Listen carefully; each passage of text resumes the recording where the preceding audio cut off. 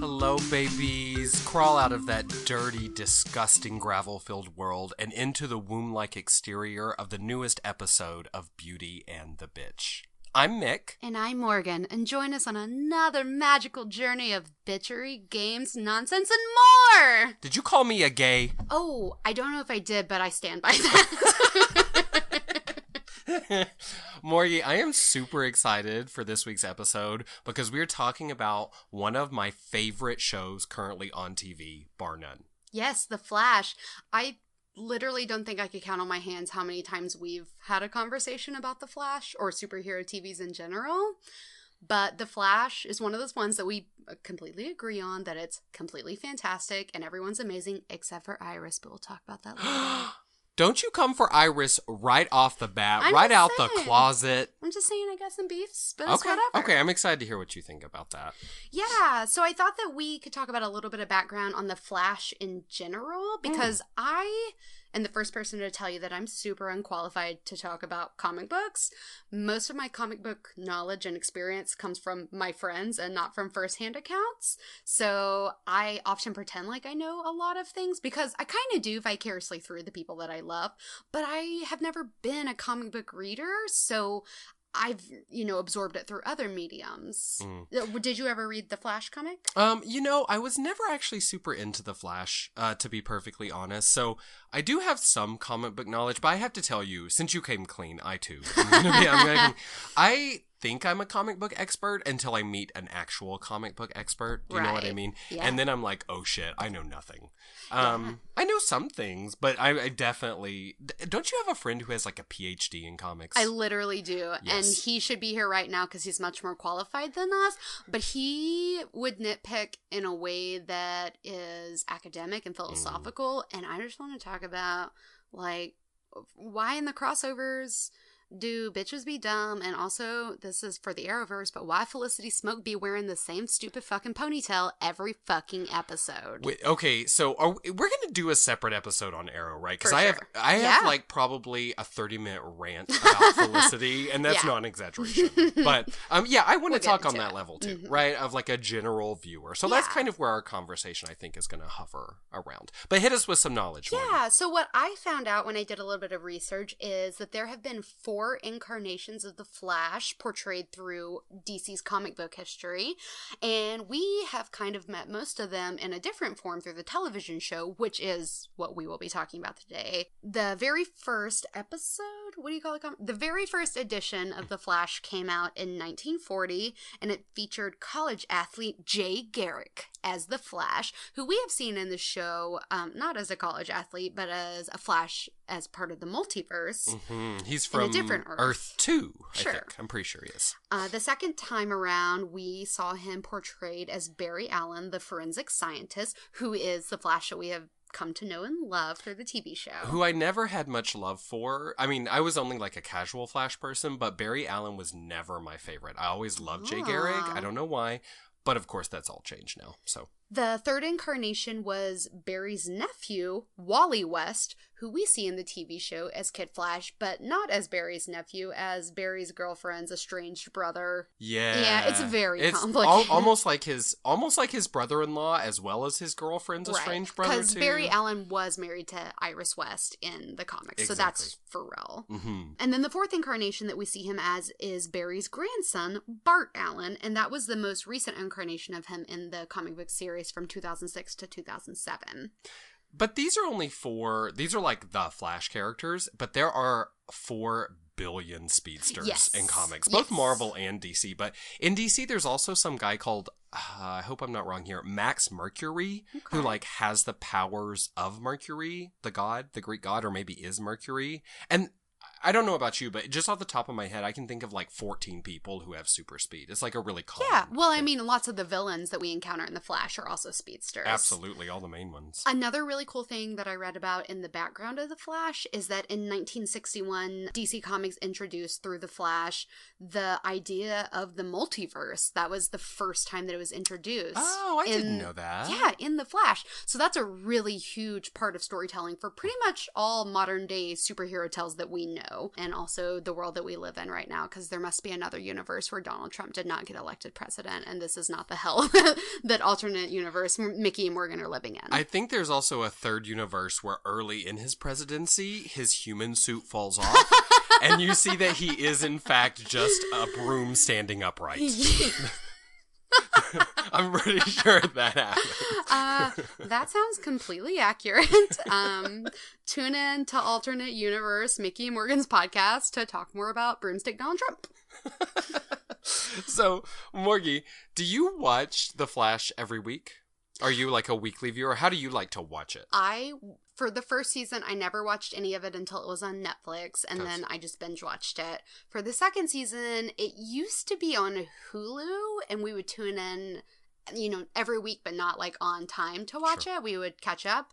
And then for some reason, I think the CW like has their own app, so they took away it being on Hulu. So then recently we had to download the CW app on our Xbox, and that's where we're watching it now. So we can watch it weekly, but not in real time. That's exactly what I do. I watch it on the CW app, and I watch it like 2 hours after it premieres. Oh, so I I'm didn't just know a you could little do bit that. Okay, cool. Yeah. So, so it's one of the few shows I actually keep up with pretty much on a regular basis. I'm that person who's usually like, I want to see that, but I'm willing to wait 10 months until it's all on Netflix. Which makes sense, because it's such a fun show to binge watch, and there are now the first 2 seasons, right, are on Netflix. Yes. So if you are one of those binge lovers, like, you can watch the whole first 2 seasons, no problem. And then you could get the CW app and catch up. And watch the rest. Yeah. Yeah. And it has been, I do know that they've renewed it for a 4th season already. So Flash just came back from its Christmas break of the 3rd season, and there's already a definite 4th season. And I have a feeling that it's going to be renewed for quite a while. Like, it's quite a popular show. I think so too. And it's much more popular than some of the other superhero shows, and they have so many seasons ahead of them. So The Flash was originally a spinoff from Arrow. Barry Allen was introduced, it was sort of a backdoor pilot. They had him on an episode of Arrow, and they were just kind of testing the waters, like, hey, what do people think about this kid, Grant Gustin, who is the actor playing Barry Allen? Who's so cute. Oh, he's so cute. And it was very well received. People were very excited about it. So it immediately got set in stone that it was going to happen. And then it premiered on October 7th, 2014. And it was the second most watched premiere in CW history, right behind The Vampire Diaries, which premiered in 2009, which I love. And I am like eating, what's that phrase? Like crow pie? I'm eating a crow pie over here because I used to make fun of Morgan consistently for watching Vampire Diaries. I did not realize that it was like a phenomenon. Yes. The most liked CW show of all time. Like, whatever happened to One Tree Hill? That's my question. I never watched that shit. But listen, let me tell you about the Vampire Diaries. Side note. The first couple seasons were super great, and I remember, you probably remember because it's when we were living together, Sarah and I would get so excited. We would make like Bloody Marys, we would have themed food, we would snuggle in to catch a little glimpse of Damon without a shirt on, like what stupid shit's Elena gonna do this week, the whole 9 yards. And a couple seasons later, it just got so fucking shitty, and it got so bad that the main character was like, no, y'all, I'm not doing it anymore. And now they're just like, well, we're just going to do it without you. So you can imagine how well it's going currently. So it's you know what that reminds me of is like how you used to be beautiful and fresh-faced, and now you smell like cooked broccoli. Oh, it's like with age, some things get worse. That happens usually when I walk into your apartment because I'm just so porous. I soak it all up. Did you say you're poor? You're homeless. I'm homeless. That's why we always have to record at your house. Homelessness isn't funny. I can't believe you laughed at that, Morgan. Now, another cool thing about The Flash is how many different incarnations of it there have been. So my first introduction into The Flash was from the Justice League television cartoon that was on Cartoon Network. Yeah, so good. Which I thought was from the 90s, but upon like researching it, it actually came out in like 2001, which is still an acceptable time for me to have been watching it. Girl, lots of people watch that. Yeah. The animated Justice League shows are amazing. Oh, it's so good. And Aaron and I sometimes watch it on Sunday mornings now because it's on Netflix. We haven't done it in a while, but it's still fun to cozy up and just whatever, check it out. But that was kind of my introduction into The Flash, and that was also Barry Allen as The Flash in the Justice League cartoon. And my favorite part about him, my only thing about him was that he was 100% the comic relief of that Justice League series. There was so many sexual innuendo jokes made around how quick the Flash was, if you know what I'm saying. Well, you know what, though? In the Justice League, everyone else is so fucking serious, right? Like, Superman, he doesn't have enough, like, wit to make a joke. He's like, just like the sweet boy and whatever. Batman is way too brooding. Mm-hmm. Wonder Woman, I'm sorry, I love her, but she has no sense of humor. Like Aquaman, was he in the Justice League then? I don't think he was in that one. Well, he doesn't laugh at anything. It was like the Green Lantern, but like the black guy. Green Lantern's like a police officer, but for space. Like none of them are funny. Yeah. So it and when there's that like Martian guy. Oh yeah, and he doesn't understand half of what's going on because it's an alien culture to him. Oh, and Hot Girl. Hot Girl was not necessarily funny, but Hot Girl was so pointless that she was funny. So you laughed at her. With her, Always. They were always like, oh, somebody has to stay behind. Hot Girl. And it was always Hot Girl that had to stay because they knew. They knew, girl. I mean, I know we're going to probably talk about Legends of Tomorrow at some other date, but Hot Girl and Hawk Man totally ruined season 1 of that show. Oh, is it the same Hot Girl from The Flash? Mm-hmm. Oh, that's so sad because, so Hot Girl was introduced in The Flash as, in like the second season, I think, she was originally introduced as a love interest for my favorite character, Cisco Ramon. Love Cisco. And I immediately saw everything in her that he saw because she was gorgeous. She is. And then she also turned out to be Hot Girl, which was like, whatever. And then, like, I kind of think she just flew away. We never saw her again. I super can't remember what her deal was. She, like, joins the Legends of Tomorrow. And I have to tell you, Maury, if I got... Okay, let's just say that I got a hand jibber for every time she said, 2 weeks ago, I was a barista. I would have no dick left because it would have been pulled right off my body. Like, it was constant. Boring. Very interesting. It's a shame because you could do a lot with that character, and she was gorgeous and pretty good actress, but whatever. Well, since we're jumping into character talk for The Flash, I had a couple of things that I thought were really interesting that maybe you also knew and or read. So this is not the first time that The Flash has been a live action series. There was, in 1990, an attempt to make a live action series, and the person that they cast to play The Flash was Wesley Shipp.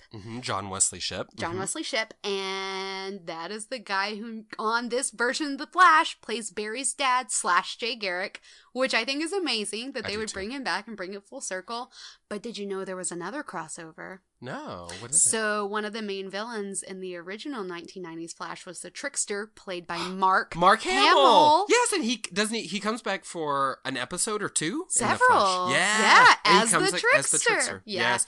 You know, I didn't even, beyond not recognizing him, because I never saw the 90s version. Did you see the 90s Flash? No, I looked at some, like, it's not on Netflix, I checked. I'd never seen it, but I did look at some still photos to just see what they looked like, and it looks pretty legit from the stills. It must have not been very good, because it only lasted one season. Yeah. But the still photos, it looks very a la Batman as done by, what's his name?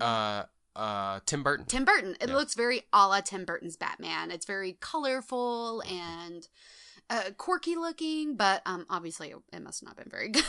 I wasn't able to find much of it either because I wanted to watch like an episode of it and like maybe do like a compare and contrast kind of thing. Same. All I really got from it, because I found a few very short bits on YouTube.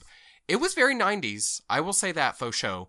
And John Wesley Shipp was a much like more type A Flash than Grant Gustin is. Which I much prefer Grant Gustin's like nerdy Flash kind of feel, but it was interesting. I did not even recognize, though, Mark Hamill as Mark Hamill. Beyond not recognizing him from that 90s version, that motherfucker looks different. Yeah, and the big thing with Mark Hamill is even from Star Wars Episode 1 to Episode 2, he was in like a really horrible accident, and so he had like, I think, some facial reconstruction. So he looks even different from Episode 4 to Episode 5. Oh, shit. I didn't even know that. He's gone through a lot of changes over the years, and I'm drugs, not being shady and like about whatever, the man, but yeah, and weight, and weight loss, and he's a very strange looking person. But he does kind of he looks like a cartoon, though. Yeah. He's got a super animated face. Yeah. And I also did not recognize it as him immediately when we saw it. Aaron actually pointed it out to me, and I was Aaron like, what? Yeah. His obsession. Okay, so we've talked about Barry's dad, John Wesley Shipp, who was the 90s Flash. What do you think about Grant Gustin as Barry Allen in general? Love him. I love him too. I feel like kind of obsessed. I almost have like no issues with him, honestly. Like, Yeah. I think everything about him is adorable. He's very kind and gentle, but affirmative and strong and loving. He just has so much love. And did I mention he's so adorable? He is super. I love, I was rewatching season 1, episode 1, or I guess the pilot, I suppose. And at one point, after he wakes up from his coma, because he's in the coma before he wakes up with his powers, and his shirt is off, and I definitely like stopped what I was doing to get a good shirtless look of Grant Gustin. And he is so thin. And I actually really love that because, you know, they always draw superheroes as huge and muscly, no matter what. They've got ridiculous muscles. And frankly, John Wesley Shipp in the 90s, he's a big guy. He's built like, I don't know, like he's pretty stout. Yeah, you know, he's muscly. And it doesn't make sense really for the Flash to be muscly because his metabolic system or whatever is like going at hyper speeds. Yeah. And so he should be thin. Yes. And I love in the show when they make him have to eat so much food too. Like, he's so hungry, like they order like 20 pizzas for him during like one episode or something. So ridiculous. Must be pretty accurate. I would imagine I'd be pretty hungry. Did you know that Grant Gustin starred in a touring production of West Side Story? No, girl! Well, maybe starred is the wrong word, but he played Baby John, who's, okay, yeah. I don't know, one of the gang members. I forget. Probably a Jet? I don't know. That sounds maybe like he's a jet. shark. He might be a shark. Snap, snap, snap. I don't know. But so he can sing and dance quite well. Okay. And I know that you don't know this because we hinted at before we actually started recording, but he also played an openly gay male member of the Dalton Academy Warblers on Glee. His name was Sebastian Smythe, and he's like a queen bee uber gay bitch. Like Elliot. Damn. From fucking The Magicians. Yes, girl. I have chills. That's crazy. And he's so good. He's funny as shit. Mean. There's a lot of clips of him singing, obviously, because it's Glee. But, like, he's got a beautiful voice. See, and so I must have quit tuning into Glee when that happened, because I feel like I would remember him. But I was telling you, the girl who plays Supergirl, which is another CW superhero show, she was on Glee. Yeah. So, and you told me they're doing a musical crossover of The Flash and Glee, right? Or not Glee, Supergirl. So that totally makes sense because they're both super fucking talented and are going to be amazing. Exciting. I'm actually, I'm not a Supergirl fan. We can maybe talk about that at a later date. I have lots of reasons. Has nothing to do with her femaleness. I would have you hate her because she's a woman. Well, okay. Yes, that's true. No, that's not factual. I hate her for a whole host of reasons. Mostly because she's part of the super family, which I couldn't give two shits about. But I'm definitely going to watch that musical crossover. Yeah, absolutely.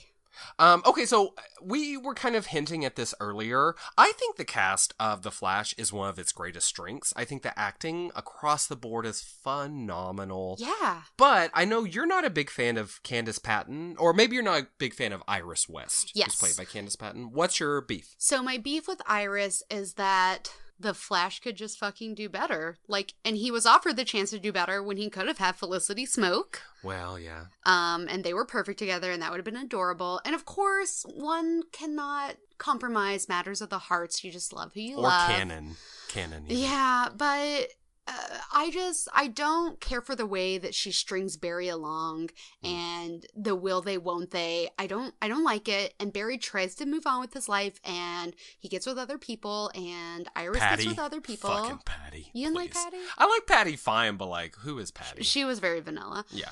But Iris, she keeps him on this leash because she knows that, like, he'll be there, like, the second, like, oh, my fiance died in a tragic accident. Well, like, at least I fucking have Barry. Well, what if Barry needs you to quit being a little cunt and just, like, give him some space? Wow. And then I just didn't care for the way that they got together because she was like, it's not because you're the Flash, it's because I love you and I always have, except I never did before until just this moment.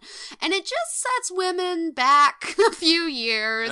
I'm not super happy about that. But I love the girl who plays Iris West. What was her name? Candace Patton. She could not be more gorgeous. And I think she's stylish. A really good actress. wears too. Oh, yes, those great. dresses she wears. She's fabulous. Consistently. Like, she is the fashionable part of that cast. All of my problems with Iris are just about the way that I don't want her to be with Barry necessarily, or if she had accepted him from the beginning. Like, if from the beginning she had wanted to be with him, I think I would feel differently. But they kind of have a weird situation anyways, what with them growing up together as children, literally in the same household after Barry's mom died and his dad went to prison. But she's fine. Their relationship gets me going. Well, or doesn't get you going, as the case may be. Yeah, a little bit of both, maybe. Well, you know what? I feel you.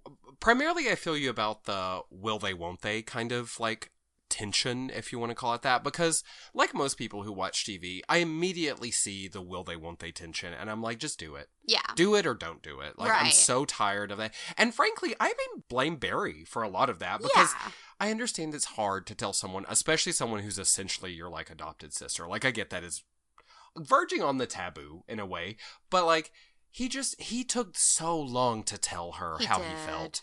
And it was funny because she always said things like, "You think I don't know you, Barry Allen," or "I know you well enough to tell when you're hungry, obviously tired." Not, bitch. Yeah, obviously there was a big blind spot. And she did not for her. know that he was the Flash when it was also very obvious. No, she overlooked that shit for a long time. Yeah. I see where you're coming from, but I guess I mostly put a lot of that blame on Barry and not so much on her. Well, do you like them as a couple? Do you think they work? You know what it almost is like to me? Because it's canon and because it's such established canon that they are together and they're, like, one of the truly great love stories of DC that, like, tends to be quite enduring. It's almost like when you know an older couple, like a 60-year-old couple who's been a couple your entire life. I almost don't even think to question it. You know what I mean? I'm just like, that's them. They're beautiful together and they're a couple and blah, blah, blah, whatever. So I think the last several episodes of them being together has been really sweet. Kind of season 3 has been their time together, really. It hasn't really been that long. No. But the last couple episodes, like, they got a new apartment and... Yes. I was going to tell you about the apartment. So in the very beginning of the episode, they were both like, "Oh, why don't we just unpack everything? We don't have time." And all I could think was like, can Barry not unpack this apartment in literally 3 seconds and everything be put into its place? So I was pleased when they resolved that at the end of that episode because I was going to be mad. Yeah. But they've been sweet. I'm getting more into it. I was not a fan when it was the will they, won't they shit. I'm totally with you there. But now that they're together, I feel very complete with it. Did you know that Candace Patton was on The Bold and the Beautiful? She was like a daytime soap opera star. No, but she kind of looks like a person that would be. But she must have been so young on that. Maybe. Actually, I have no idea. I bet she was in her late teens, early 20s. Interesting. Yeah. She has that very, like, glamorous look where, like, she belongs there. John Wesley Shipp was also a soap opera person. And you can tell that, too. He looks like it, too. Other people in the cast? Well, you said... Oh, I'm sorry, did I interrupt you? No, you go ahead. You said you're a big fan of Cisco Ramon, right? Oh, couldn't be a bigger fan. I love Cisco. I think everyone loves Cisco. I think he might be one of the most beloved characters of the cast. He's amazing. He's so good. Though I have to tell you, in season 3... Since his Barry beef with Barry? Yeah, and it's Barry's fault because he changed the timeline and blah, blah, blah, whatever. But I don't like new moody Cisco. I appreciated, like, happy-go-lucky Cisco. I agree. And I feel like they do that for, like, an episode, and then the next episode he's happy again, and then they're like, no, just kidding, he's still angry. Yeah. I don't like moody Cisco, but I also don't like what they did with the timeline, so I feel like a lot of the repercussions from that are things that I don't care for about it. And frankly, when I was reading on the internet, that people don't care for season 3 as much as the other seasons either. Really? And it's just because of the kind of dark shadows and overtones because of Barry's choices to change the timeline. So I really think they're going to have to turn that around for season 4 somehow. Well, they might do. I mean, Flashpoint is like, it's a comic book storyline, and it's something that happens in the comics as well. I do agree with you, though, because I think one of the greatest strengths of The Flash, at least in the past, and to a certain extent till today, is that it is happier. It's a lighter mood than any other comic TV right? that's The Flash was the comic relief. Exactly, right? And I do miss some of that happy lightness. Did you know, though, that this is Asco... Asco. You're an Asco! This is Cisco Ramon's played by a man named Carlos Valdez, I believe. And this is his breakout role, actually. Really? At least that's gonna be so good for him. It's amazing. And I never would have known that he didn't have, like, a shit ton of experience. Yeah. So, things I love about Cisco, every t-shirt that he wears. Yeah. Everything he says to or about Harrison Wells. Mm-hmm. The kindness that he shows to Caitlin. Yeah. Like, they're super sweet. They're super close together. Mm. The sass he throws at Barry. Mm-hmm. How smart he is. How adorable he is. I love how he names all the supervillains. How he names all the superheroes. I think it's so hilarious. And then, like, occasionally when someone beats him to it, he gets like, oh, that was my thing. Right, exactly. Hey! Yeah. I'm the one who does that. Yes. Yeah. Actually, that might be my favorite thing about him. You like that? Yeah, it's very cute. Okay, so now, what about, since you mentioned her, what do you think about Caitlin Snow, who's played by Danielle Panabaker? I love her. You like her? At first, I thought that she was the weak link of the show. I think her acting-wise, no shade, I think she was at first, but... Yeah, but I think she's gotten better, I do too. And I appreciate kind of who she is as a character, because she's kind of the glue for the team, because I feel like the other people find ways to fall apart, but Caitlin's kind of always there to glue them back together, like when, especially when Cisco and Barry aren't getting along, when Wells fuck shit up real bad that one time consistent. When he was the person who murdered Barry's mom. I mean, spoilers! But she kind of is the link, and they always kind of subtly talk about how she's this, like, really good friend. Like, she mentioned, like, in the last episode, when Cisco's brother died, she, like, slept on his couch, and how she, like, cooks a meal for everyone. And this new character, Julian, she's brought him into the circle just because of, like, empathy. She just understands, like, the need for a family, and we've seen her background with family. Her mom is a crazy bitch. Yeah, her mom's horrible. So, very cold, if you will. So very cold to mother. I thought she was the weak link. Now I feel like we can't live without her. Yeah, I totally agree. I think she provides a little bit of eye candy for straight male viewers as well. She's Iris does that as well. But yeah, I think though I will say I have a lot of beef with the outfits she wears into the lab every day, because I'm like, girl, those stilettos are not going to help you calculate distances better or like shake test tubes faster. Everything is stupid. It's definitely reads as a bit of fan service, like, no doubt. I think though, I mean, if you think about her life, like, she's been through so much shit recently, especially in this last season. I guess this is a spoiler, but we've been throwing spoilers left and right. I think people need to learn that if they don't know about whatever we're talking about, it's a spoiler. Like, blanket spoiler. Yeah. As she's sort of, like, fighting becoming Killer Frost and, like, doing all that stuff, I wonder if she might not be the kind of person who dresses up so that she feels better. You know? Because, like, I'm that kind of person. Sure. You know? And you try to be that kind of person, but you just have no sense of style. It's not working. Just kidding. I'm very fashionable. You're gorgeous. I'm the Iris West of our friend group. Okay, you can have that. I'll give you Iris West. That's no, I don't want to be. No, you already said it. No, only that was fashion. a spell. Did you know that Danielle Panabaker was in Malcolm in the Middle? No, did I know that? I haven't seen that in forever. She actually has. No, she wasn't like a main character. She was the mother. No, that's not true. For a second, I was like, what? What? No, lies. But she was in. She's had, like, a career already. She was a child actor, and she's had a ton of experience. So it's kind of shocking that neither of us were impressed by her acting skills at first. I wonder if perhaps it wasn't the writing. Like, maybe they hadn't fully understood who she is. Yeah, the actors are only as good as the script. Amen.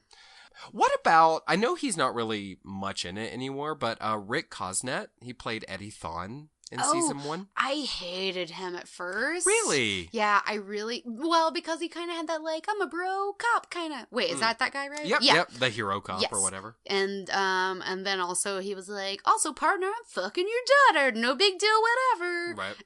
And just, it was awkward. And also because that made me mad, because Barry wanted to be with Iris, and then she goes and just bees with some white dude cop, which, by the way, Iris has a type, and it is a white dude. Well, now, but there is a huge difference between Barry Allen and Eddie Thawne, though, because Eddie Thawne is like, he looks like the fucking quarterback football player. He's got those I think he's sexy as fuck. Oh, I wasn't into him at all. Oh, my God. He's like Well, but that's not, like, my type super in general. But, like, any day I would take Barry Allen over him. Well, me too. But I'm just saying, if Eddie Thawne said, do you want to come back to my house and shine my guns? I would say, yes, sir. I would even take Cisco Ramon over him. Really? Yeah, I was, like, not into... You're like, very turned off by his alpha maleness. It was not for me at all. But I mean, like, as an actor, he was good. And his character, I get. When he died, I was not sad. Sacrificed himself to I was like, fuck up the Reverse Flash. Good thing for you. You did a good thing, and now I never have to see you again. I have to admit to you, no offense to Rick Cosnett, but I don't miss him. Yeah. He's not a character I miss. No. I'm surprised you didn't like him more because, girl, he was on The Vampire Diaries. Did you recognize him? No. Okay, I didn't watch that show. He played someone called Wes Maxfield. I have no idea who that is. You don't know who that is. Maybe he came on after you stopped watching. Oh, okay. I thought maybe you would, like, remember him. Well, but to be fair, The Vampire Diaries introduces, like, 10 new people every fucking episode because totally. it's bizarre. I can't even get into it. Anyway. Your love has soured to hate. Who else? Who do you want to talk about? Well, let's talk about who I think is, of all of these great actors, probably the best in the cast. It's Tom Cavanagh. Is that... Oh, see, you didn't know. Okay, Harrison Wells, I'm into that. I also love Jesse L. Martin. We'll get to him. That's what you're thinking. Yeah. Yes, I love him too. But Tom Cavanagh, who plays all three of the Harrison Wells. I agree. He, when I thought he was going away because he was the bad guy in season 1, I was like legit pissed. I was like, how are we going to do this shit without Dr. Wells? Yeah, he's so... I think in a way he's almost like the glue, but he's a different kind of glue. Or he's like the Tupperware container. No, this doesn't. This analogy makes no sense. Your house of cards is fragile. I think he's important. I agree, though. He is amazing, and we totally need him. And you're right. He's incredible. He's hilarious. He's snarky. Oh, yeah. He's rude. He's really weird in the new version of him. And I think all three of the different Harrison Wells that he played, they're all so different, which is so impressive to me. I was ecstatic when they found a way to bring him back. I was like, thank God it's not over. So tell me though, of season 1, Harrison Wells, who is actually Eobard Thawne, right? He's actually evil, right? You know that. Season 2, which is the Earth 2 Wells, aka Harry. And season 3, this weirdo HR from like Earth 19 or something. Some Earth, other Earth. Which one of those 3 is your fave? Season 1. Okay, you like season 1. Yeah. Okay, now play Marry, Fuck, Kill. Oh God! Oh, I know. Oh, I sprung this game on you. I'm sorry. I just thought season 1, season 2, season 3. I am going to marry season 2 because he seems reasonable. He has his head on his shoulders. He makes mostly good choices. He's smart. He looks the same. He loves his fam, so he would love you. I'm going to fuck season 3 because dude is kind of batshit, and I don't think I could be around him that long, but he looks like he can get with it. He's also super caffeinated, so he could just, like, jackrabbit that shit. You know what I mean? And then I'm going to kill season 1 because he's evil. If he wasn't evil... Well, I don't want to be stuck with, like, an evil person as, like, my husband. Yeah. Like, he put me in, like, a cage or some bullshit. He probably would. But he's still my favorite version. He's a horrible person. He's a reverse Flash. Yeah. You know what, though? I agree that I would marry season 2, for sure. I would definitely kill HR. Like, he's growing on me, but he irritates the shit out of me. He's very irritating. That fucking drumstick. I feel like I've known someone who carries around a drumstick. And, like, is he wearing, like, necklaces and scarves for any reason? That's his style. Just, like, happening. Just like that fucking hat. Yeah, I hate and then, that like, hat. Get out of here, I don't think he has worn eyeliner, but I assume that he is. He might be wearing a little smudge. Probably eyeliner doesn't exist on Earth 19 anymore. Sure. There was like an alien invasion that ate all the eyeliner. I do like that he's not actually a smart person. He's just like a writer, though. So he's like, I have good ideas. I don't know if they make any sense. That's I thought that his museum idea was pretty legit, personally. Yeah, like, they do need to make help money. to bring it together. Yes, a lot of I help. will say I have a lot of beef with, like, where the fuck do they get their money to do all this science bullshit? I read somewhere that even though... like Wells Industries, or is that what it's called? Wells Industries? Sure. Well, something like that. The company that Harrison Wells originally had. I heard that he left all that money to Barry Allen, and that there's a huge amount of it left. Well, I guess that makes sense. I may have read that on Reddit, though, so it's kind of iffy. But anyway, the point is, I would fuck season 1, the evil Harrison Wells, because something... He's got some dark love to I give. mean, girl, I just feel like he might literally fuck me to death, but... it would be memorable. I just have, and when he's evil, he's sexier to me. Yeah. I'm like Cisco. Yeah, I like I the see evil that. ones. You know? Which one do you like the best? I prefer season 2. I like Harry because he's got a little bit of the darkness of season 1. Well, I don't know. I'll tell you I like HR the least. Yeah, I'll tell you that for certain. Easy, for sure. And then, do you think they're going to 2. keep him around for season 4, future seasons? How are we going to keep him? I almost don't wonder Could if we maybe... trade him out for a different, I mean, yeah. Earth 20? Earth 36, somebody. He might have like a dick run out of his head. 69! Woo-woo! That's actually where we're recording this podcast from. Coming to you from Earth 69. Get that dick out of your mouth. You know what? I think something is going to happen to him. I have nothing to base this on. This is just a thought. Because I've noticed for Tom Cavanagh, they seem to like to switch it up for him so he doesn't get bored, it seems like to me. They're afraid he's going to quit. They're like, no, there's a new version. Because he's he's a super established actor as well. And he's done all kinds of shit. So I wonder if maybe like HR won't like get possessed at the end of this season. You know, like, I think he'll be different next season. I think but I hope that he would stays. be fine. Yeah. In some form, I hope he stays. Okay, let's talk about the one you thought I was going to say, which I totally understand why you would. Mm-hmm. Jesse L. Martin, our boo-boo from Rent, Tom Collins, right, who plays Joe. So fabulous. And also Joe West is like... I think I can't watch him walk on screen without putting my hand on my heart and going, oh, because it's just so precious. He's like the father that everyone wishes they had and like hopes and aspires to be. Absolutely. He's amazing. Yeah, he's... I was about to say he's probably the like best person, as in the person who is the most good on the show, but really... pretty much everyone is pretty upstanding on the show, actually. But he is like, he consistently is like that beacon of like hope and advice and like knowledge. He's made some mistakes. Sure. When his kids get involved, he loses his damn mind. Which is a trope of having children. That's parents, right? Did you know that motherfucker turned 48 last month? Damn, he looks good. He looks so fucking good. He looks exactly like he did in Rent. That is absurd. I know. I think, so what I'm thinking is he's actually some sort of evil alien because no one should He's be able actually to the age Flash like and he time travels. Oh my god. There it is! Yeah, he looks fantastic. He's a great actor. Our collected love of Rent is an amazing thing that he was a part of. Original cast. Also, I think was on Law and Order, which other people are a fan of. I don't like any of those crime fucking shows. I just can't get into it, but that's a pretty huge thing. Yeah. I'm sure he's well loved from that. Do you remember him from Ally McBeal? Oh, I don't watch that shit. Oh my god. I watched that as a child until my mom made me stop because it was too lewd. But he was on Ally McBeal, and I remember him. He was just as sexy there as he is anywhere else. Yeah. But yeah, Law and Order I think is his biggest, besides Rent. Probably, his biggest claim yeah, to because I fame. think he was on that for a long time. Yeah, like 11 years or something ridiculous. 73 years. Yeah, but he looks great and he's amazing. I love him. He's so great. Yeah. That's really all I can say about on a scale of 1 to 10, how much do you 11. Okay, I saw that one coming. He's great. I figured. Yeah, he's well loved by everyone. Yeah. Okay, so the only one we haven't talked about who's like a main cast member, I am so sorry. I'm not sure how to say this guy's name. I'm going to try. Okay, he's Wally West, Kid Flash. Yes. I think his name is Kenyon Lonsdale. It's KieYnan. That sounds right. Kenyon. Kyenyon Lonsdale. I'm not That's certain. the only way to say it.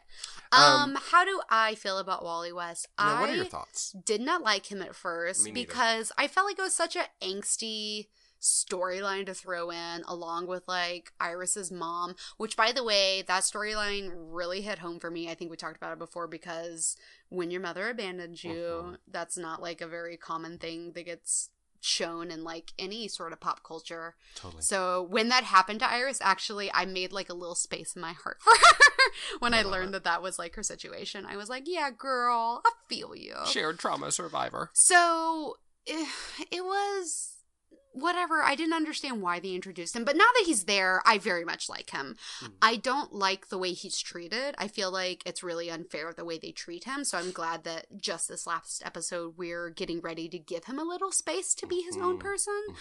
So I'm excited to see where that goes. And I like that he had a relationship with Harry's daughter from Earth 2. Yeah, Jessie Quick. Quick, yeah. So I thought that was cute, and they bonded, and they got their powers from the same source, right? Weren't they like standing beside each other? Yeah, Yeah, and he was real bummed when she got her powers. Yeah. So yeah, he's great. I like him. I'm kind of, I guess I'm with you across the board. I did find out that he is concurrently, I believe, on a show called Dance Academy on ABC. Have you watched this show? I've decided that it is about an academy of dance. Accurate assessment. Well, what you heard it here first. Woo, woo.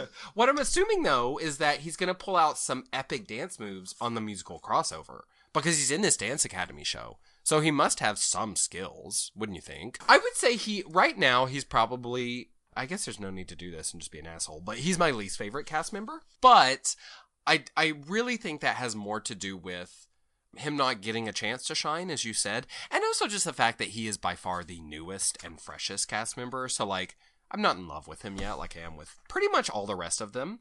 Okay, so Morgie, we've talked about a light tone and comic book appeal. I think it's one of the greatest strengths of this show. We've talked about the mucho acting talent, right?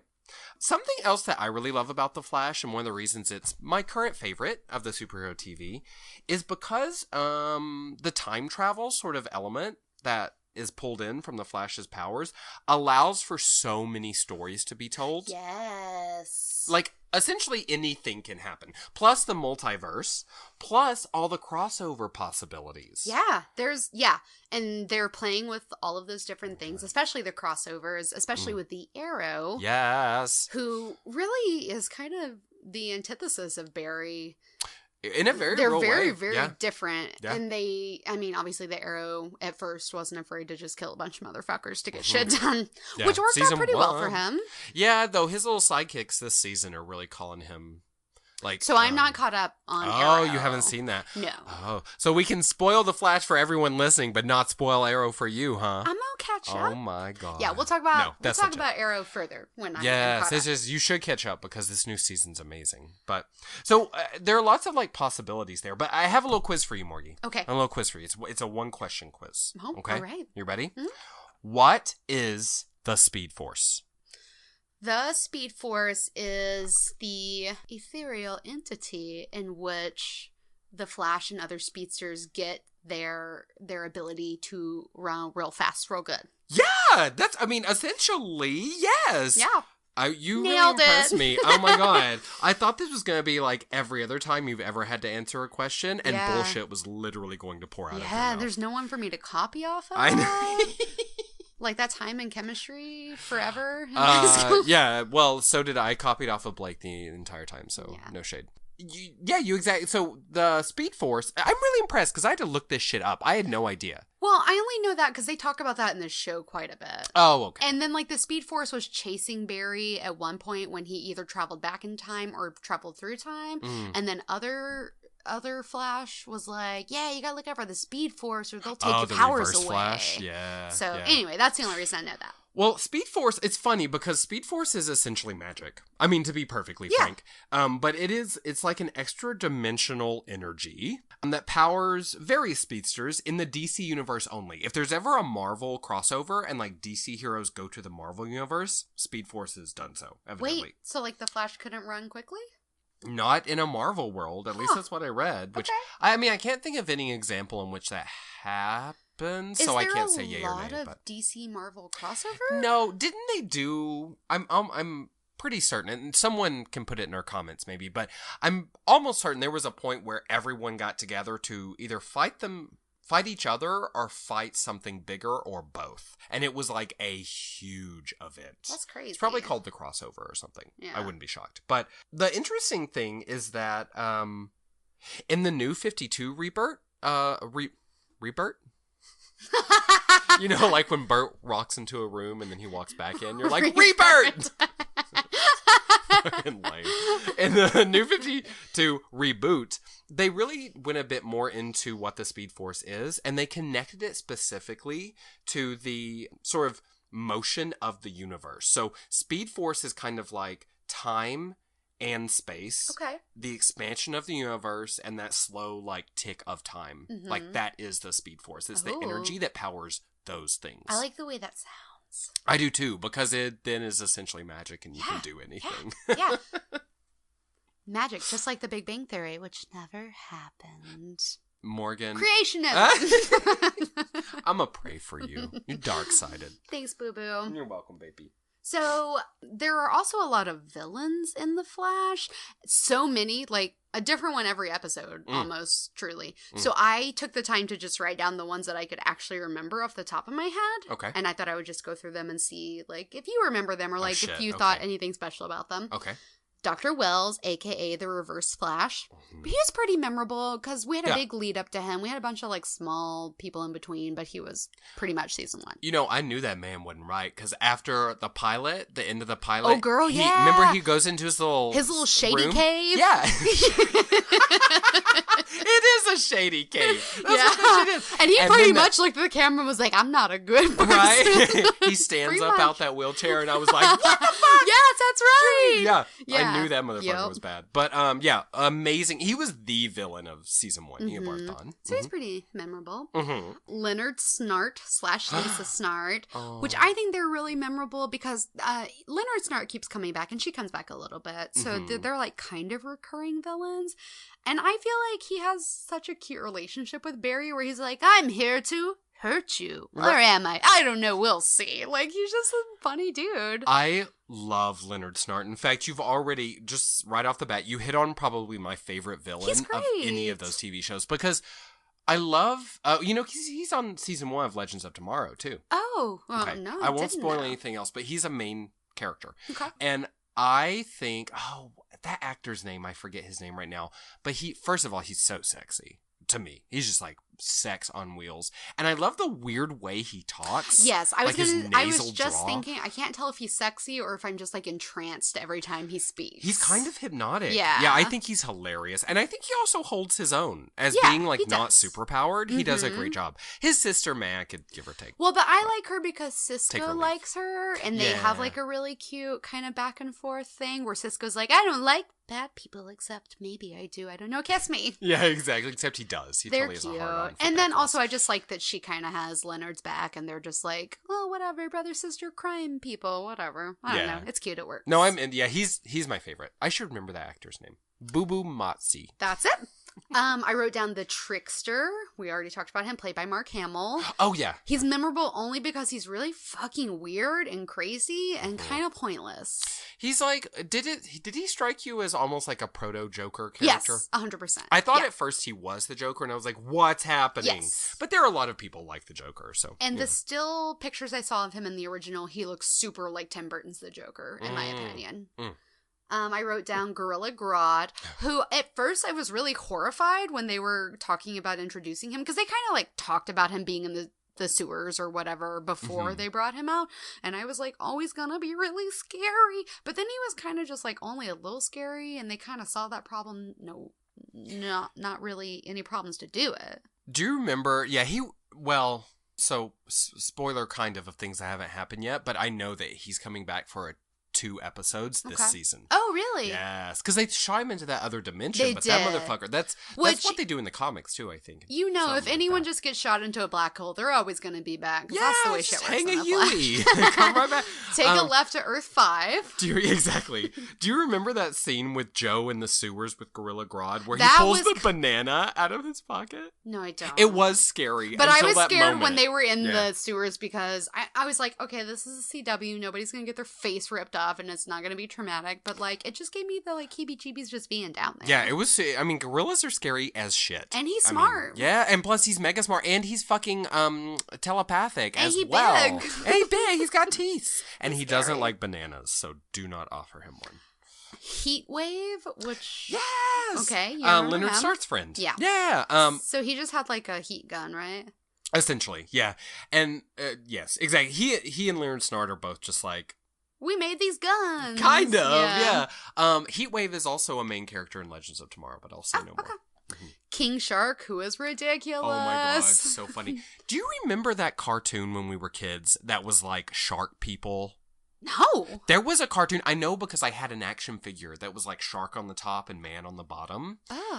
It was a thing, but they were like a whole range of toys, I think. I have no idea. You know I'm afraid of sharks, Morgie. So I was very upset. Even though he's a ridiculous villain. He is ridiculous. I was, that was actually hard for me to watch. So, if I remember correctly, he was introduced in an episode, and I think Patty was the first person to see him. Barry's cop girlfriend who didn't know he was the Flash. And Patty?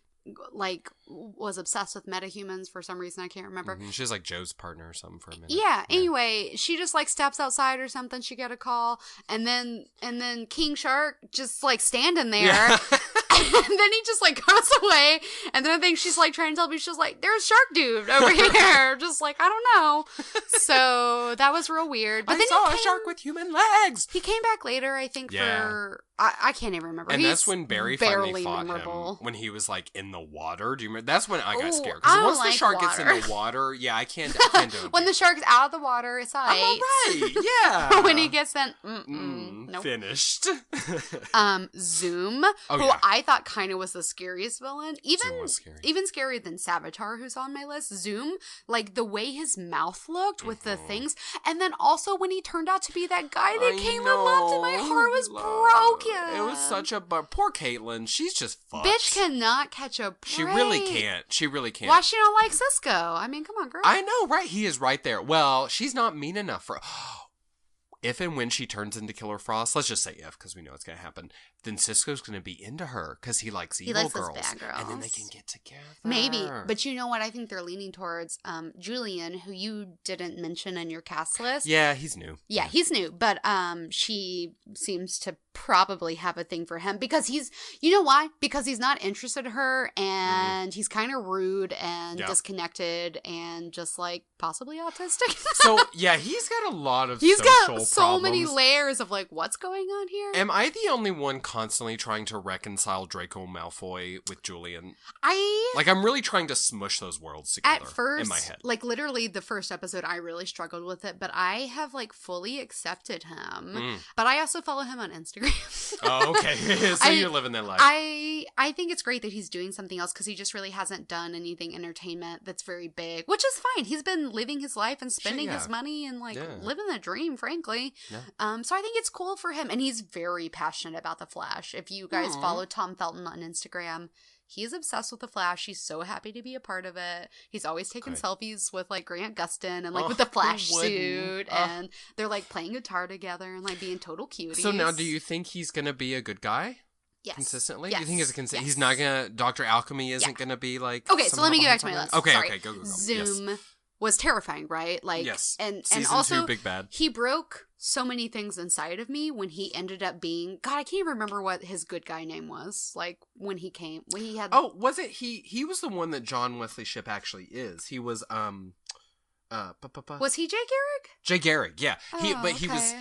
He told them he was Jay Garrick, but of course he wasn't. But then it was Barry's dad. Yeah, You're right. That's yeah. right. Because he had him in his little dark tower locked away. Yeah. And had that mask on. Do you remember that shit? That shit was tapping crazy. on the ground. Girl.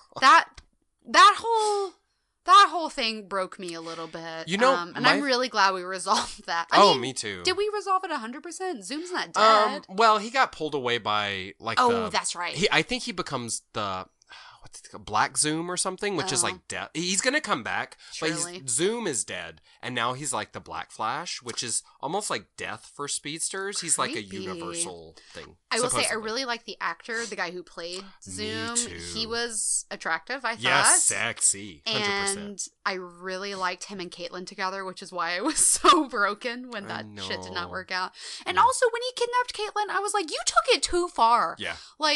No, you can't just do that shit. Caitlin is not just this damsel in distress for you to dangle in front of Barry. She is a real fucking person, and you should respect her. Exactly. And that's all I have to say about that. Zoom. Stand up to him. I also wrote down Dr. Alchemy, who I did not love the Dr. Alchemy stuff. I was actually pretty over that. And then they introduced Julian, played by Tom Felton, to be this person that you're supposed to suspect to be Dr. Alchemy. And then they show you all the reasons why he's not Dr. Alchemy, but then he is Dr. Alchemy. And then they have a dumb reason why he didn't know he was Dr. Alchemy. I was just like, can we be done with this? That went on for far too long. I totally agree with you. I feel like that could have been a 2-episode reveal as opposed to half the season. Yes. Is what it was. Yeah, 2 episodes been fine. And also, I was not, and it sounds like I'm not alone, when they were giving all the reasons why he couldn't be Dr. Alchemy, I was like, no, he's got to be Dr. Alchemy. And then he was Dr. Alchemy. Yeah, you know what I mean? I was like... kind of anticlimactic, sort of. It was to me. And then that whole, like, oh, he didn't know what he was doing. Like, that's been done so many times. Like, I will say, Julian, I hated him super hard until post we found out he's Dr. Alchemy. Because he was just such a dick to Barry. Like, I wanted to, like, find a way to like him and want him to be around, and I just couldn't find that way. But as he's getting warmer and he's coming around a little bit, I really am enjoying him and excited to see his arc now that he's going to be part of the Flash team. You know what? I thought the first sympathetic moment, or a moment where I started to like him, because I'm not certain as you are that he's going to continue to be a good guy. I don't know, but I'm just not certain. I do think he's now like a member of the cast. I'm pretty sure he's there for the long run. It certainly seems like it. Which At least into, for like the next. Who doesn't love Tom Felton? Yeah, I mean, he's a great actor. Adorable. He is, yes. But I remember. Do you remember that conversation they had in the lab where he was like, "I study metahumans because." Essentially, he said, because I want to be one, and because I don't have power. And, I mean, who doesn't? I don't know. Yeah. I really empathize with that. I thought that was... And that really kind of opened up his character to me. Yeah. You know? I, like, laughed out loud when they were talking about, oh, we found all these reports and he was in Egypt and then, like, everyone died. And then when they confronted him, he was just like, yeah, I woke up and everyone was just dead, so I left. Right. He was just like, I don't have time to figure this shit out. He just, like, peaced. Which kind of is the appropriate reaction. Yeah, when you wake up surrounded by dead people, you get the fuck out of there. Okay, I only wrote down a couple more. Mirror Master, which I thought was a creepy villain recently in season 3. Oh, yeah. Just where they could move through the mirrors. Did he have a lady friend? Yeah, I think so. Yeah, she was like in prison and he saved her. I just, as a child, always feared mirrors and you know, just for normal reasons like Bloody Mary and like other folk tales. Candyman. Yeah, scary stuff. Your own reflection, which is... Damn it, you beat me to it! I was a beautiful child. Oh. Or was I? I don't know. I'll post pictures. You decide. But mirrors are creepy. I think universally we can all agree. Oh, yeah. And so that was creepy. And then also recently, I told you I started watching Supernatural, which we will be watching or talking about as soon as I can get you to watch some of it. Okay, yeah, I'm going to get... What season are you on right now? Number 1. Okay, good. There's like a billion seasons, so we have a long way to go. We can be BBs. Okay. But... they did an episode on Bloody Mary because kind of Supernatural does like scary shit. It's a different thing every episode. And the Bloody Mary episode had me like in goosebumps, like my skin was crawling. So like I obviously still have I'm harboring mirror fear. Okay. So that villain really spoke to me. Savitar, of course, most recent villain, possibly gonna kill Iris West, but probably not. I don't know. You know what? I don't really like him. I'm kind of over it. Well, he looks like a fucking transformer, which is a problem for me. I mean, right? He looks like a transformer. You can't see him unless you're a speedster? Yeah. Which saves on money. There's another... Exactly, right? Yeah. Less special effects. You're like, he's there. He is... So he's one of two beings, as far as I know it, in the Flash universe that are like almost deity level. I don't know, like vessels for... what was that? Speed Force? Yes. Like vessels for the Speed Force. He's one. I think there's one called like, I don't know, fucking God Force or God Flash or something. I think Savitar is a cool name, but I'm just like over it. Yeah. I'm not into it yet, but okay, here's the thing. I think that this half of the season is really going to be focusing more in on him, because I wasn't really into Zoom at first either, to be perfectly frank. I guess so. And the second half of the season, when shit started to get real, I was like, ooh, great villain. Right now, he seems too much, he's too big. You know what I mean? He's a god. Yeah. How the fuck do you fight a god? You can't. Seemingly. So I'm just like not interested. So I feel like to defeat Savitar, they're gonna have to team up with like he's not gonna do it alone. I mean, he has Kid Flash, but he needs more people. I think he's gonna pull in. everybody. Yeah, like and Legends of Tomorrow and Arrow. I hope it'll be a big. That crossover. could be interesting. Yes. They already did that one Legends / Supergirl / Arrow crossover. Flash crossover. And I already told you I didn't watch any of the other ones. I only watched the Flash portion. But then I thought it was so funny that the very next episode of the Flash, they were like, what about that one villain we defeated last episode? Or it was like Magic? I don't remember. And they were like, so anyway. They just like moved on. It was, you know what? when you get there, you're really going to enjoy the Arrow crossover and then the Legends of Tomorrow crossover. I know. It's gonna be a few years. Yeah. But when you get there, because that's like, they were the last two of the 4-part crossover. Really 3-part though, because Supergirl was hardly a crossover. Really? They didn't even do anything? It was like 5 minutes at the end of the Supergirl episode, and then it was the first 5 minutes of the Flash episode. I was so pissed. Oh. Anyway. Weird. But you're going to enjoy them when you get there. So, and then the last two I wrote down were Killer Frost and Vibe. Now, and I can't remember because I didn't do a rewatch, but when we went to that Earth 2 or Earth 3, wherever we met, Killer Frost was a bad person. I think it's Earth 2. Was Cisco's counterpart called Vibe? I think so. And he was a bad guy. Mm-hmm. Yeah. So they were bad people, and I thought that was a really interesting thing because we got to see, like, you know, what if they were bad? Like, what would they be? And, I mean, Cisco could be pretty powerful if he was bad. Oh, yeah. Oh, yeah. Did you see last night's Flash? No, I forgot. Well, no spoilers then, but I will tell you that he gets to fight a bit. And he is quite powerful. Cool. He's quite a powerful character. You know, it's interesting because Savitar, I think it was Savitar or Dr. Alchemy, someone made a prophecy earlier in season 3 that we're in now. Mm-hmm. And they said that, let's see, someone on the team's going to die and someone on the team is going to betray the Flash. And my thought, I'm not happy. I remember that now. And I may be forgetting, and one of them's going to turn into a duck or something. I don't know. I remember, I think there's another portion, but those are the two that I cared about.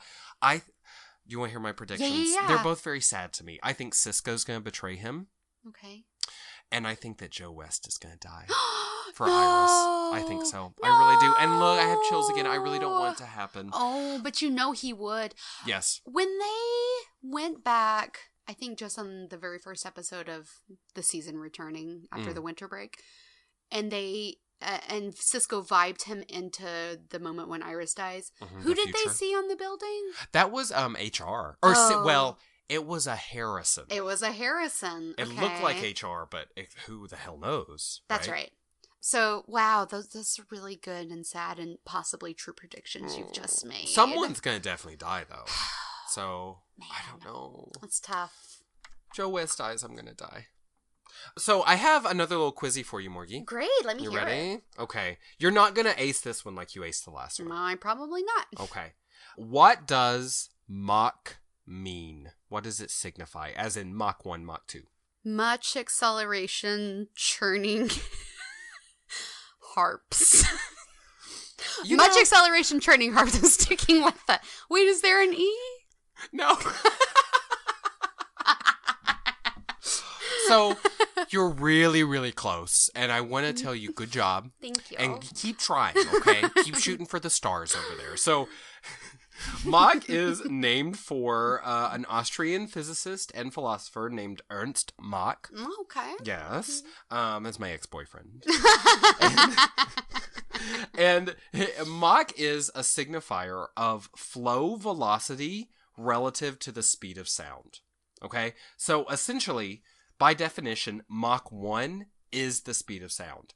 But what Mach 1 is, what that actual, speed is, varies depending on what medium you're going through. Like, if it's oxygen, or if it's our atmosphere, or if it's the nothingness of space, etc. So, subsonic is anything less than the speed of sound. So, like, Mach 0.65. Where does Sonic the Hedgehog fit into that scale? Sonic the Hedgehog is supersonic. Oh. Yes. So he's faster than the speed of sound. Yeah, sure. Mach 1.25. Right. Yes. If I am Sonic, you are Tails. I just want to let you know that. Wait, but that's kind of cute. Yeah, Tails is cute. Yeah, he's the cute sidekick. Oh my god, throwing shade Deep up in shade. This piece. Dark shade. Anyway, back to your science. Science hour! And that's actually all the science I have. But yes. I had no idea because they kept talking about Mach and what is Mach. Essentially, Mach 1's the speed of sound, where you make a sonic boom. And then anything above that is, whatever. I Double will the speed of say sound. anytime my TV shows that I care for or most, like, superhero things, when they start saying science shit, I just assume it's all wrong anyways. Yeah. So I'm just like, tune that shit out, in one ear out the other. I mean, anytime on The Flash they start riding on one of those glass They're doors, like, not I'm riding. like, girl, you don't know what that means. You're literally just stringing together plus signs and letters. You got nobody fooled. I love it.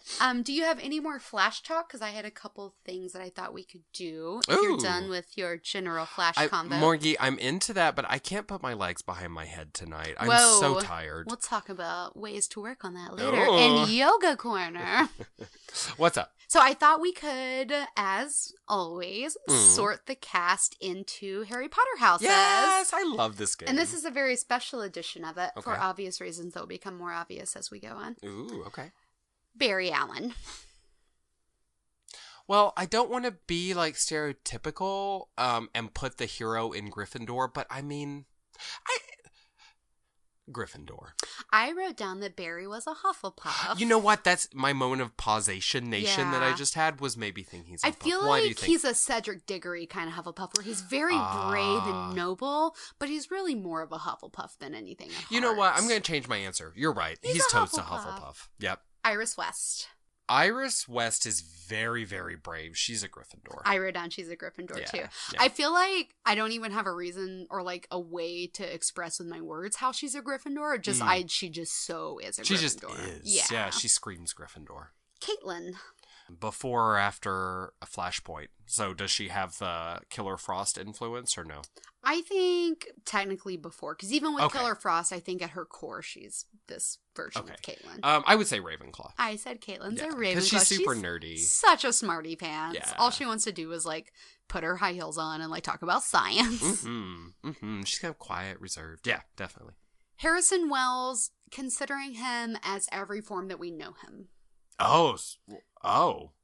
If you could smash them all, them all into one. I would still say he's a Slytherin. I would too. Because he's manipulative, he's cunning. Yes. I mean, regardless of... He always puts himself first. He does, yeah. Well, unless Jesse Quick's involved. Sure, yeah. Which children change things. Yes, that's true. That's why we won't have them. He's super a Slytherin, though. Julian Dorn. Is his last name Dorn? Yeah. Oh my god, it's very Game of Thrones, isn't it?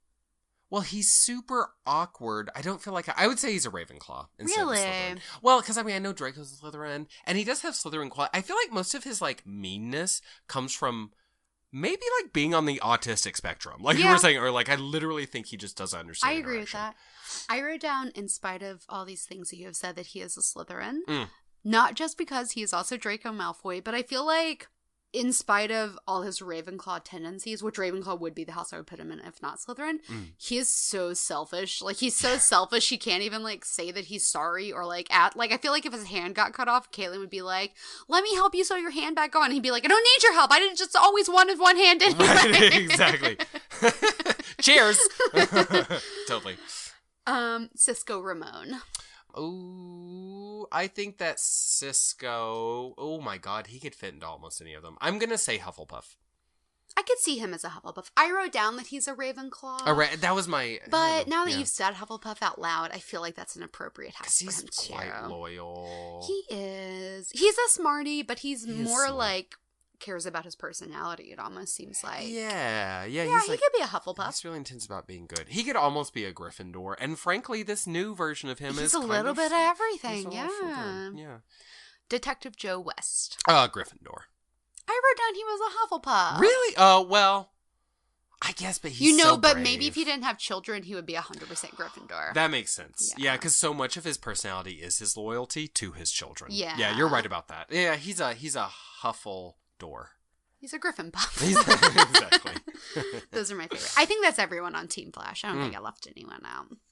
So it's obvious from the way we've talked about the Flash that we like it. We've got some beef with it, but overall, I mean, I would probably give it like a 4 to 5. So probably like a 4.5 out of 5. Yeah. Seasons 1 through 3. I I think they're all, I like it. I'm going to keep tuning in for sure. I would say I give it a 4.75 Oh. if I can split hairs. Like it's not perfect, but it's real close for me. Even like the problems I have with it really just gives me something to bitch with you about. So like I don't even mind that stuff. Exactly. Yeah. So I took it upon myself to look at some ratings on Lord. Amazon. These people. Just to see what other people think. Mm-hmm. So season 1 got 4.6 out of 5 stars. Season 2 got 4.7 out of 5 stars. Love it. Season 3 got 4.6 out of 5 so far. Okay. I will say from the comments, people really like seasons 1 and 2 better. And I thought maybe I could just read you a couple of 1-star comments. God. There wasn't very many. Again, Good. a lot of them were either really stupid and I didn't feel like reading them, or they were like, my playback didn't work from Amazon. But here's just a couple for you. Okay. I'm horrified already. I've got tight sphincter going on over here. These people, where do you find them? 1 star. Season 3 has a sad, depressing feel to it. I was hooked on seasons 1 and 2, but season 3 has a sad, depressing feel to it. Nothing feels right with the characters. I'm so disappointed. Okay, I feel that. I feel that too, but understandable. I would like to let this person know that we all die alone. So, plug into the life we all live. Life can be sad. 1 star. Used to be so happy-go-lucky and clever. Episodes have really gotten weird. The script writing is not very clever, and the way Iris dresses is really inappropriate. What? Inappropriate for what? You're inappropriate, Leah! We don't fucking care what you have to say. Leah just wears bed sheets around. Probably. Bed sheets and depression. And Ku Klux Klan hats, I bet. Racist. Now it's out. She doesn't like the black girl? Of course she doesn't. I hate you, Leah. 1 star. Lame show. Bad acting. Oh, no, I'm sorry. Bad acting. No G on the end. Well? Oh my gosh. Their Amazon name is I Tell the Truth. You know what? Before, when they said that, I was like, ooh, I disagree. But now knowing that that's their name, okay, I guess I agree. If that's the truth, it's the truth. It's the only way it's going to be. Right? I think you're really going to like this last 1-star review. I'm excited. 1 star. I did not purchase this item. There was no warning when I looked at the description that my card would be charged. I would never pay this much for one show. I want my money back now! Ronald Pickering. Oh, poor Mr. Pickering. Ronald did not care for his accidental purchase. You know what he was trying to do is find porn. And so he typed in Flashers and accidentally bought a season of The Flash. I've been there. We've all been there, girl. Yeah, who hasn't? Yeah, I feel you, Mr. Pickering. Okay, so I also created a couple of games for us to play. Ooh, if you're into that. You know I love a game. I love to win a game. They're superhero themed. Okay, so go with me on a journey here. Okay.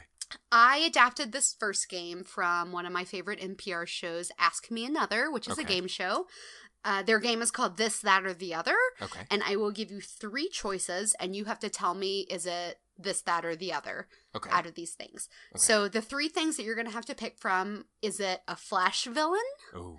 Is it a Star Wars character? Oh, shit. Okay. Or is it a celestial identifier? Oh, damn. And by that, I mean like a moon or a star or a galaxy like name. the name of the... Yes. Okay. Oh, so Jesus. Flash villain, Star Wars character, celestial identifier. Okay. First word, Phobos. Phobos is a celestial identifier. Ding, ding, ding. It's a moon somewhere, right? It's one of Mars's moons. Hey, hey. Umbriel. Umbriel. I once owned an Umbriel, but then someone stole it from me while I was at Office Max. I had to walk in the rain. Sad story. I know. Umbriel is, a celestial signifier. It is. Yes! It's a satellite of Uranus. Oh, stop talking about my anus! That joke has never been made before. Polaris. Celestial signifier. No, lies!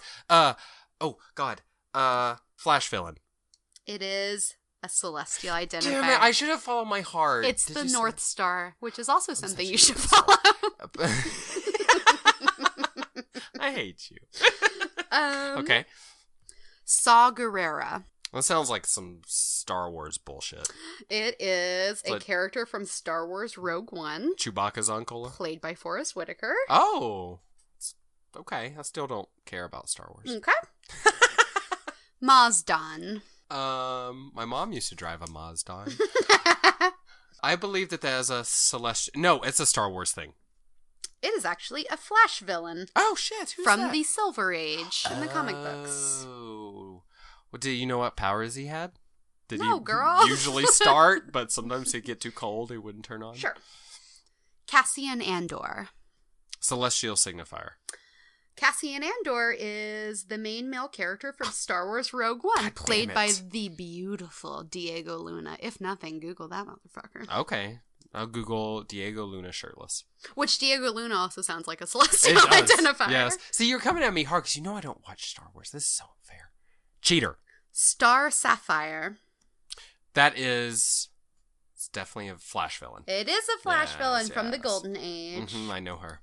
Or him. I don't know. I've heard it. Greedo. Flash villain. Greedo is a character from Star Wars Episode damn 4, it. A New Hope. God. It's so hard. I'm failing. Poe Dameron. Celestial signifier. Poe Dameron is one of the main characters from Star Wars The Force Awakens. I hate you! Played by Oscar This is Isaacs. so hard. Podero? Dameron. That's a dumb name. Pyranus. Star Wars. Pyranus is a Flash villain! Oh, God! This is horrible! This is a good one. That was harder than I thought it would Yeah. be. So if you guys can't tell from this conversation we just had, Mick, for some reason, has never cared for Star Wars and just doesn't know anything It's about too it. butch. Which is amusing. Okay, that was good. You did not very great, No! but I really Oh, we enjoyed got, like, it. Yeah, you like watching me fail. I do. That's But why I like watching you get dressed. I Same think, thing. girl, I think you'll be really good at this next Okay. game. Okay. And also, I named it after you. It's Oh. called Lame Heroes. It's okay. what superheroes' names would be if they were like named by someone really dumb and they didn't get a cool name. Like if Okay. Cisco didn't give them a name and someone else named them, they would have lame hero names. Like if the shark guy villain named Yes. them? Okay. And spoiler alert, I did pepper in a few villains, so it's not just superheroes, but lame heroes was a cool name. Okay. Okay. Bird Lady. Hot girl. It's Hot Girl. Which, by the way, that's not the best name either, but that's yeah, fine. better than Bird Lady. Yeah. Water Dude. Aquaman. Aquaman. Yes. Bug Fella. Ant-Man? Ant-Man. Yes. Dark Previously Married Woman. Hilarious. Black Widow. It is Black yeah, Widow. that was a good one. Avian Gent. Birdman. Or no, Hawkman. Well, Hot guy. I wrote down Birdman, Birdman. but oh, that okay. other one will work as well. Okay, yes. Commander USA.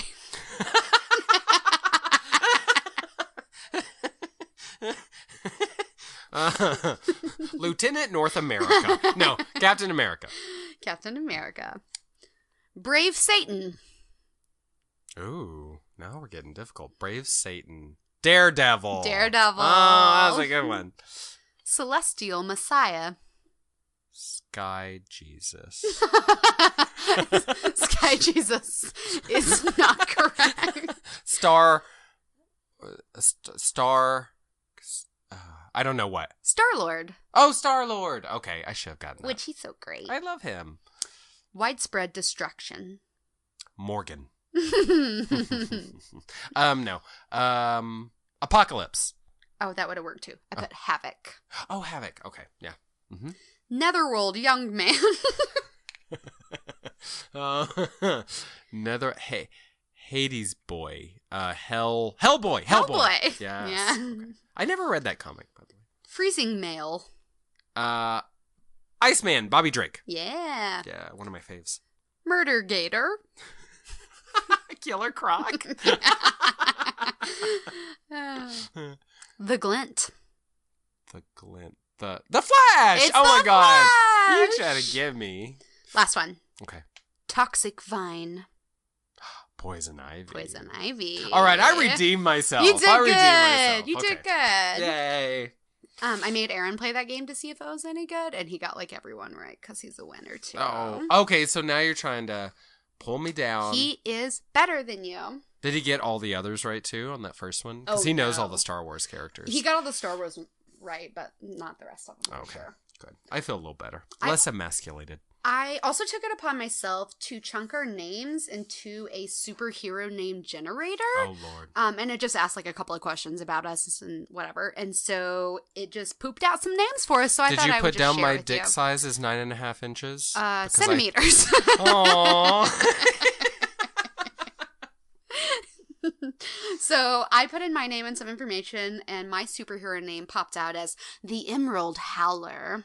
Ooh. Which I thought was kind of a cool name. Uh-huh. I mean, I'm not like super against it, but here's a little bit about what it says about me. Okay. It says I use sonic blasts, which means I use my voice to produce incredibly powerful sonic blast sounds as like a weapon, which is whatever. It's kind of like Banshee. Banshee, exactly. And then it says, now you protect Roswell, New Mexico from confidence artists while also battling the evil plans of the men from KILL, which is some weird villain thing they invented for my character. So she's all right. I think Emerald Howler is kind of a cool name, but not like the one I would choose. What? So now you protect Roswell. Are you like a government agent, like working with the government? I don't fucking live in Roswell. I don't want them to put that shit on me. Here's the thing. I think it's really appropriate because I do find your voice painful. Well, now that's fair. And listeners, I hope that you don't feel the same. Okay, but here's what yours says where you get to live. Okay. They gave you the name The Red Moustache. Oh my God. Which I thought was kind of a terrible name, but here's a super cool power that you get. You have a prehensile mustache. Oh my God. And you're able to manipulate and control the hairs of your mustache, extending them into separate limbs that can battle or even throttle your opponents. So that's kind of hilarious and amazing. Morgan, I would look horrible with a giant red mustache. Well, we're just going to have to let you grow one and find out. Okay. Where do I live, though? It says you get to live in Barcelona. Fuck yes! So that's some bullshit. Yeah, I have to live in Roswell, New Mexico, and you get to live in Spain. I do not. But there was a CW show about you in Roswell, right? Called Roswell, wasn't it on the CW? Oh yeah, that was about me. Is that what you're saying? Exactly. So you're famous, and I'm just fabulous. Right. So I am the Emerald Howler, and you're the Red Mustache. Mustache. I'm sorry. Excuse me. Mustache. But what is like a superhero power that you would have, just like if you could pick, or like two, or like a pairing of superhero powers?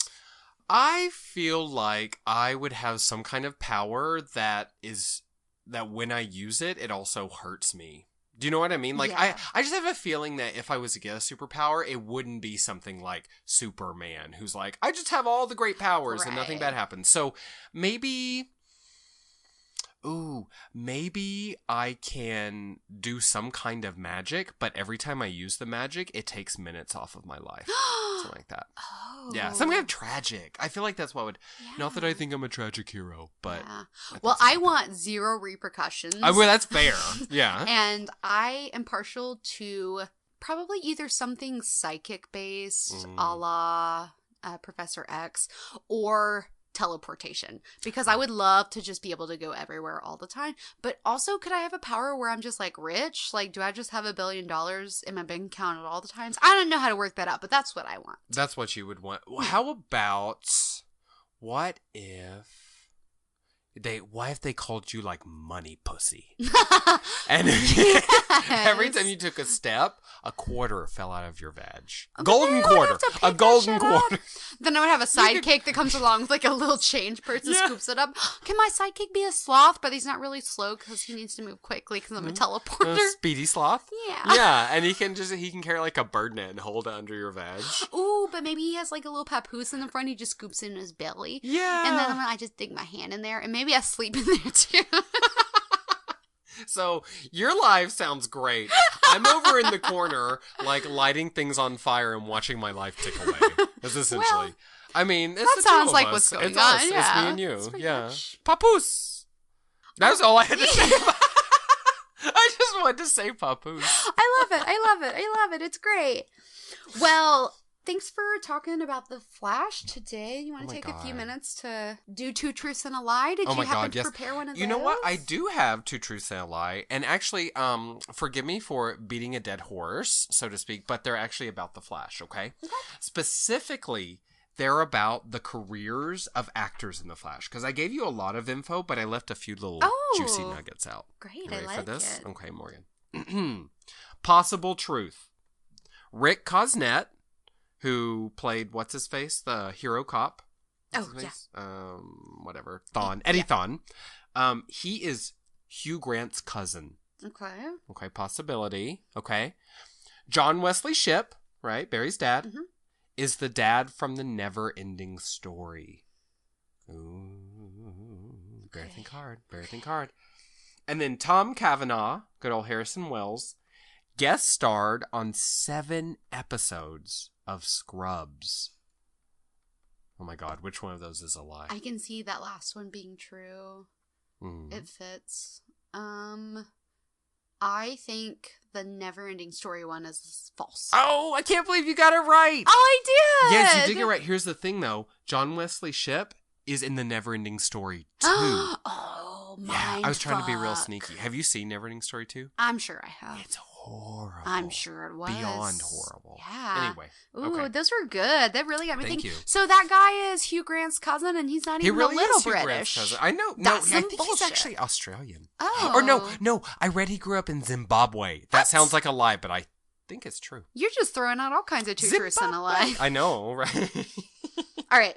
Let me hit you with mine. Mine are comic book based, Okay. but they are not exclusively about the Flash. Okie dokies.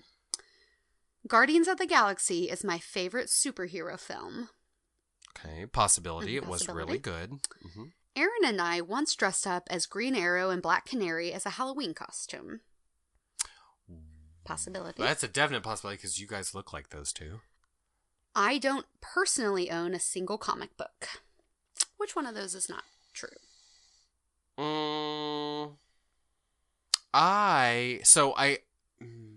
I'm just gonna. These are hard for me, but I'm just gonna guess that Guardians of the Galaxy was your fave because it is really good. So I think that's true. Okay. Mm-hmm. And you know what? I don't remember the two of you dressing up for Halloween as those characters, so you should because you look like them. So I think that one's the lie. That one is the lie. Yes! But I do want to do that because I think we would be adorable. Yes, you guys would be so cute. And those would be relatively easy costumes, too. Yeah, I already have a bunch of black shit. Yeah, and he just needs green shit. Yeah. That's it. His stash. Not to get into the Arrow when we're already done with our Flash talk and we're trying to move on, but one of the biggest problems I have with Black Canary when Sarah plays her, is like she has blonde hair and then they throw a blonde wig on top of her blonde hair. Why? It's foolish. Why? Yeah. Anyways. But you know, if you have a blonde wig on, then you can use the acrylic cleanser when you're cleaning your wig. And it's so much easier if there's blood on it. Girl, I don't care about that. Girl, she's obviously not a superhero. Well, I obviously have feelings about Black Canary's wig, but let's talk about some other things that make us happy and sad. Okay. Are you feeling happy? You feeling sad? What's going on? You know what, Morgan? I'm feeling happy and sad. And I'll tell you why. I am happy because we have almost half a season left of Arrow, Flash, and Legends of Tomorrow. Yes. I love these shows. I love talking about them today. I know we'll do it again in the future. We also have Game of Thrones coming up. Mm-hmm. Season 9 of RuPaul's Drag Race will be coming up soon. So I've got a lot of TV to look forward to. But I'm also sad. Okay, you know what? I'm not sad. I'm mad. Mm-hmm. You know why I'm mad? Tell me. Because I also watch Gotham. I love Gotham. Yeah. And Gotham was gone for a 1.5 month long winter break. They came back for 3 fucking episodes, Morgan. They were 3 good episodes, don't get me wrong. But now they've gone on a 3-month hiatus. What? Yeah, gone for the winter break, back for 3 episodes, gone for 3 more months. Does that sound right to you? They think they're Sherlock or some shit? Well, I'm not Watson. I don't know who the fuck they think I am, but I am not Watson. So yeah, That's tonight crazy. I'm happy and I'm mad. Oh, girl. What about you, though, baby? Well, there's so many things to be happy about, but one of the things I'm most happy about is that there are so many superhero movies out right now, and shows and just different things happening, and it's breathing life back into comics and making them this viable source of content that, you know, they've gone through some phases where people hated on them. They were not a thing you wanted your children to read, and we're bringing that back around, and it's good. And anything that your kids want to read is a good thing, even if it's a comic book, especially if it's a comic book. So I'm really excited that that's happening, and, you know, even parents are getting into it, and Aaron's mom is getting into it. I mean, people fucking like it. It's whatever. Everyone loves superheroes. I'm sad that there's really not a great crossover for anime and manga like there is for comic books. And even when there is, they fuck it up royally, or they make it super racist by casting like super white people when they should be super Asian people, or just like really tacky stuff. And I don't know. I feel like I always get all these glimpses of like little through the vine you hear like, oh, they're gonna make Neon Genesis Evangelion, it's gonna be live action, it's gonna be great, or like all these other animes and mangas that like I've loved forever because I'm super into that. That like, why does it never happen? Or when it does happen, it's Ghost in the Shell and they cast Scarlett Johansson, but then they make her eyes slanted with computer graphics instead of just like calling Lucy Liu when she's probably not busy. Right? I mean, I don't understand it. Whatever. I could go on a 10-minute rant about Scarlett Johansson, which first of all, she's like my lady Hollywood crush. So like no beef with ScarJo, except that like, why is she being in Ghost in the Shell? No. I feel and you, I'm sad. girl. Now wait, I have to ask you: are you sad? Or are you a little bit mad? Because that seems like I'm a little bit mad. So tonight we're happy and we're mad. I guess so. The world better watch out. Better look out. All right, Mickey. Do you have anything you want to plug? You know what? I do have something I want to plug, Morgie. Tell me about it. I'm a like really good person. Oh, okay.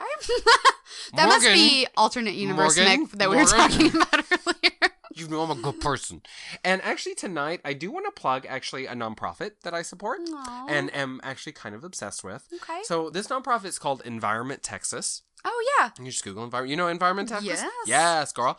So, people think a lot about human rights abuses when it comes to possibilities of a Trump presidency, which of course I think about as well, being a gay man. But I am most afraid that Trump, because he's so business centric, and not just Trump, but also generally the people who are holding power these next 4 years, are going to destroy our environment. Yeah. I'm very, very afraid. Yep. The pipelines have already been signed into law, and that's just a small little example of things that may happen. So I am plugging Environment Texas, whose current focus is to ban the toxic pesticides that kill bees.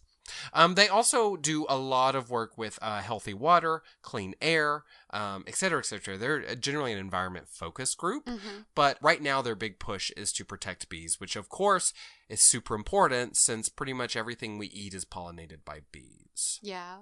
I saw this really great GIF earlier, and you know how like Oprah is always, sorry, not to take away from this beautiful thing you're talking about. No, I'm on a soapbox over here, and you're giggling about Oprah. I'm mad again. You know how no Oprah's always like at the end of her show, she's like giving shit away, and she's like, and you get one, and you get one. Well, I saw a GIF of that where she like unveils like a curtain, and she's like, here it is, and you're getting one, and everyone's crying in the audience and freaking out, but they replaced whatever the thing was with just a horde of bees like coming out into the audience, and they're all like sobbing and like scratching their faces. It's super good.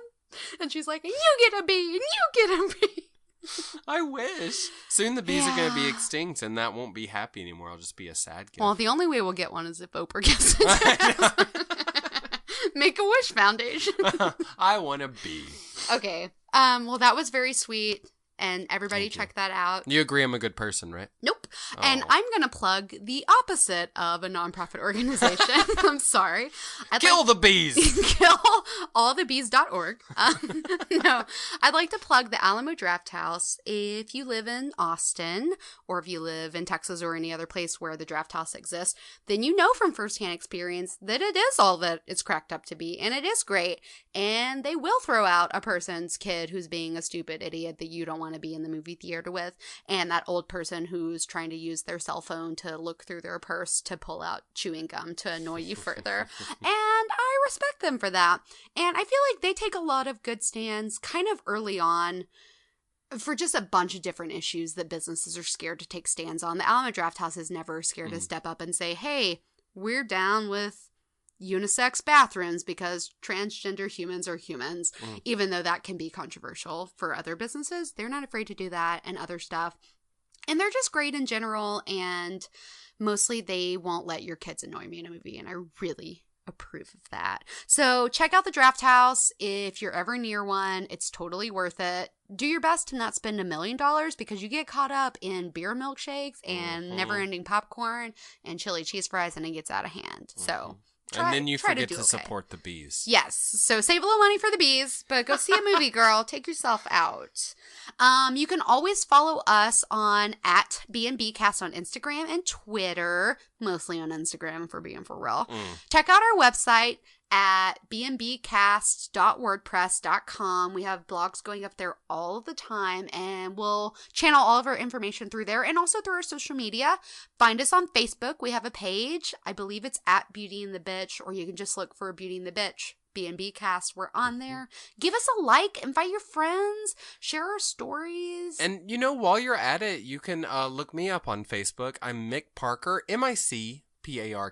I realize I haven't been spelling it, so people have been looking up Dick Darker. And go ahead and comment on one of my pictures and tell me how pretty I am and how I'm not the bitch. Yeah, or, do the opposite of that, because that is the truth. Ugh. Content Club.